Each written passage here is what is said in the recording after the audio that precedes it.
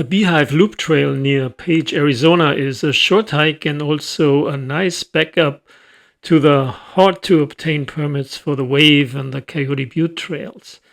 The hike is only 3.6 kilometers or a little bit more than 2 miles long, with minimal elevation gain and loss. The trail is marked with little rocks on both sides of the trail, but there are also many alternative options to explore, and we found the little side trips often more rewarding than the main trail.